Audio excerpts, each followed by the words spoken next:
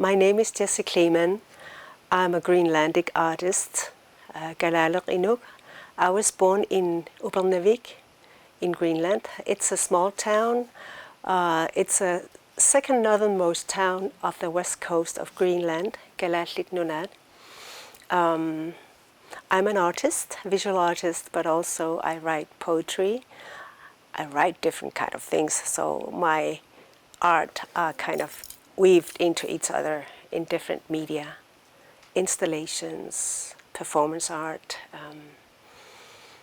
things to look at, like paintings or drawings, and they are so connected to each other somehow. Yeah, that's what I do. I live in Copenhagen, so I moved like 23 years ago to Copenhagen to live and work there. I decided to work as a full-time artist after a long time of being an activist and doing organizational work for cultural institutions, teaching, doing poetry festivals, all kinds of cultural things, and also work in organizations like we have to make new opportunities and possibilities for different kind of artistic groups in Greenland. So I've been really working for many years in different groups, working together.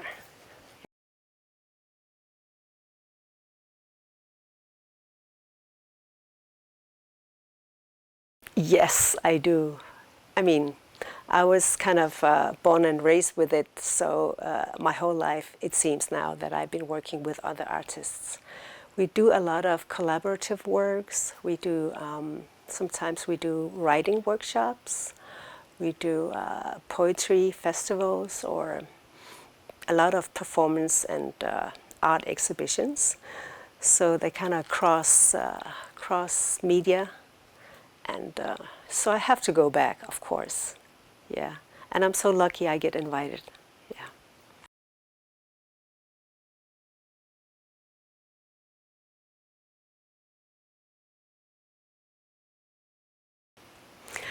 Well, it kind of comes fluidly because as a Greenlandic Inuk Galaluk artist, when I first moved to Denmark, I really felt that it was always a question about Greenland and about our culture, why we still keep our own language as a Galallisut. So for me, it was so natural for me that sometimes I really feel like I don't have to explain anything, so I choose to show things instead. So it could be like when I do performance art, I decided, okay, I want to work with the seal fat. I want to work with the orsok, blubber, or different kind of meats, different kind of dried fishes, or to show how connected we are to our nature, our environment. So in that sense that I feel our culture comes from the nature as well. So we have a deep connection to what it symbolizes for us in the art world. So it's not just about making pictures or painting things, but make it visible or tangible so that we can have a new kind of relation to it, how our memory works when we smell things and how we touch it, how we put it there as an installation. So for me it was just really important to try to go the other way around about it, because it's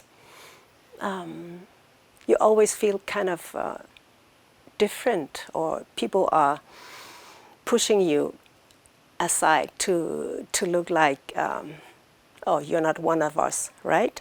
So I just try to reverse it and to make use of the things that we have Yeah. So it's very natural to me to do that because I wanted to be who I am.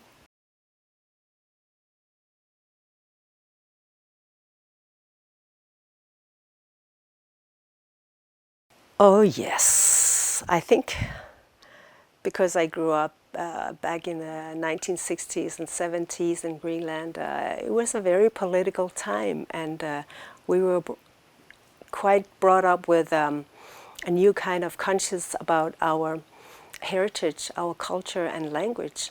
So at that point, I felt that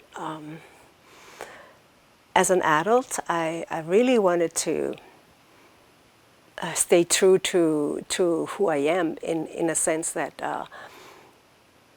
like if I write something, I had to write it in Danish. If not in English, I have to write it in Danish to come forth with my work. So I kind of felt, but my language is Galatlisut. It's Greenlandic.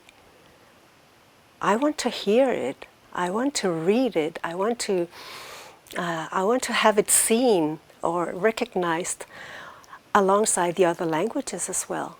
So it's like when I cannot really reinvent something, but I can use it to give it some visibility and to give it some space. Yeah, that's yeah. Mm-hmm.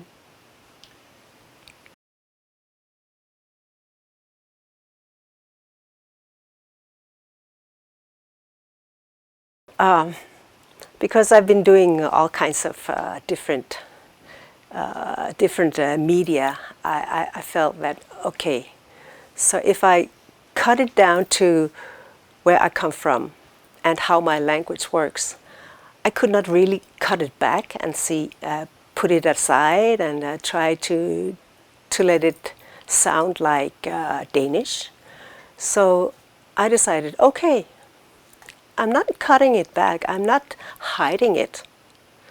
So it's like if I go in the streets of Copenhagen or somewhere in a smaller town in Denmark, and people always recognize a Greenlandic person, mostly. And if they don't acknowledge that, it is political. So it's an act. So for me, the poetry became a tool for me to use it, to use my, here in Canada they say Inuitness, so my Greenlandic galaljususra, the way I am as a Greenlandic person. So I decided to actually just to give it a try, and alongside with the Danish language and the English, so it's like very normal to speak other languages now. So why not also speak it in my native language? And it sounds so good. I like my language so much. So it's like, so Honami, of course. Yeah.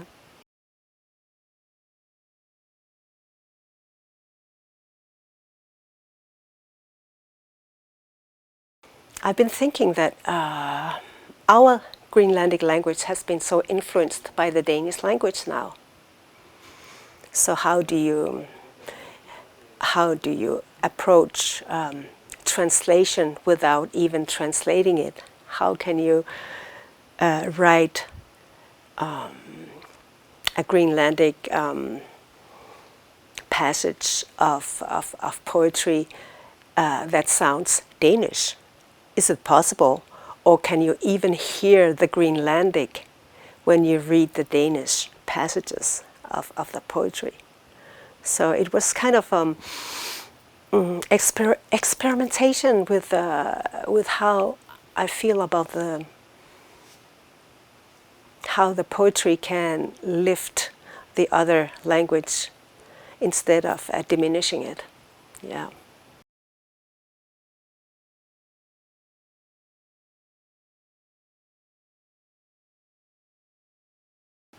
I think the mythology that we carry with us and the old stories that we read and that we were brought up with in our childhood play a certain role. And now that we have the climate changes and the geopolitical conversation in the world, I thought it's a time now that they speak for themselves, that Sassuma on Sedna, that she speak herself through the poetry. And I felt like it came to me, like if you're just working, like reading or working, writing it, try to let it be so that it can come out. I felt it was important to, when it came as words, I felt that I had to do it. I didn't, of course I know what I'm doing, but sometimes when you're writing, it's there. It's like, where did it come from? So the creature of cold, I think she's an animation of all kinds of spirits talking, but it comes from the land, from the sea. It comes from the snow, from the depth of the snow, from the ice cap. It comes from the rivers. It comes from the place itself, you know. So I think I think that's the way it came out. So yeah, so she was the creature of cold.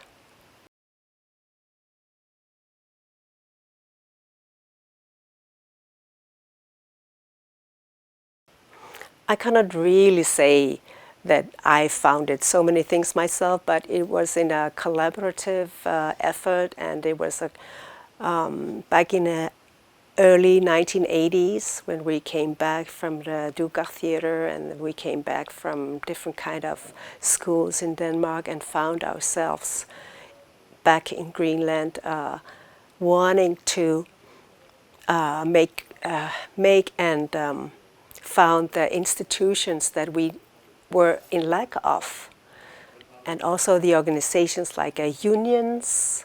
So it was when we came back from our studies and practical trainings and educations that we were going through in Denmark, like the theater trainings and all the actors and musicians and in different kind of cultural and artistic field.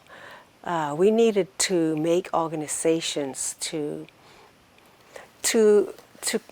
find new possibilities and create spaces to work and live with our art. So we were a lot of people working together to establish and fund, try to new ways of funding and talking to the politicians and local authorities and to demand laws, to demand spaces for our artistic fields in different ways, like in the creation of the Silamute theater group or the art school in Greenland, and yeah, even the creation of a new acting school connected to the National Theatre now, in the former Silamute Theatre, now the National Theatre of Greenland. We were all doing the same thing. We wanted to work together to establish, to give it a voice and to give it in the policy working in administrations and for the whole country. So we wanted to be everywhere. we were unstoppable. So we did so much together. So a lot of people were involved, and at the same time, we knew from, I think, from back in the 70s, the Authors and Writers Association of Greenland was already established. So we had a few role models to work with. And yeah, it was just, it came naturally, but of course it's political currents that demanded that we took action to do something about it, yeah.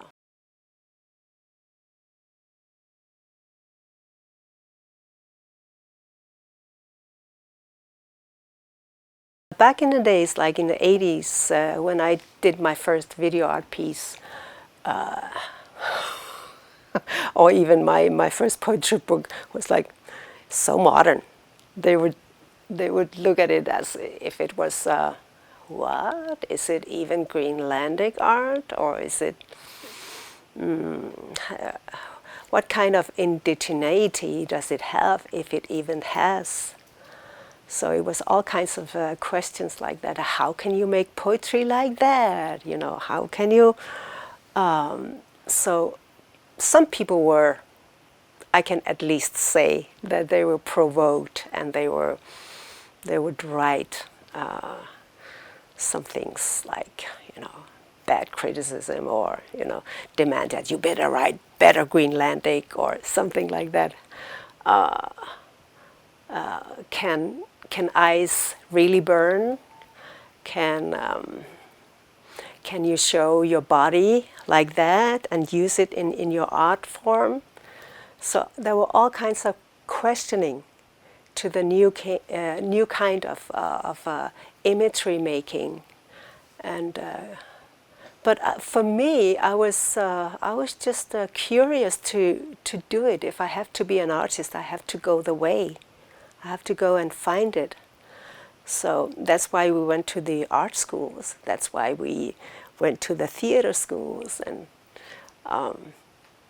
so it was, yeah, there was a lot of opposition. I mean, but later on, it became the normal thing. It became something like, yeah, there's this art world that creates new things and new imagery, and even critical discourses about the coloniality and about the relations between the Danish realm in Greenland, and how we have been, that we were treated in a certain way, and what can we do about it? How can we reclaim our own art and our own language and our own space? So at the same time, it was really normal, because it had to resurface, you know. Yeah, yeah. It was so. It was good to actually feel that I was not wrong about things. That it was good to know that I was just a young person that really wanted to know more about life and about other indigenous cultures and their art, and how it is sometimes connected to activism. It is really a part of how we can transform things, and yeah, find a new way of doing things together, because we kind of realize that, oh, we Galatlit Inuit, we are from Greenland, we're not just on our own. There's a whole world filled with indigenous peoples and groups. So it was, for me, oh my God, I was really happy and learning. I felt like a student. It was such a privilege to learn from them. I was so happy, yeah, at that time, yeah, yeah. I'm happy now, I mean. So, I mean, really, it was so, they were so strong. And they even went on hunger strike, and they did marches, and they linked themselves to the river of Alta, and in Greenland, we had seen something like that with the Asivik community and the political uprising against coloniality. So it was, I think it was quite at the same time. So without comparison, it was just happening for our time to come. Yeah.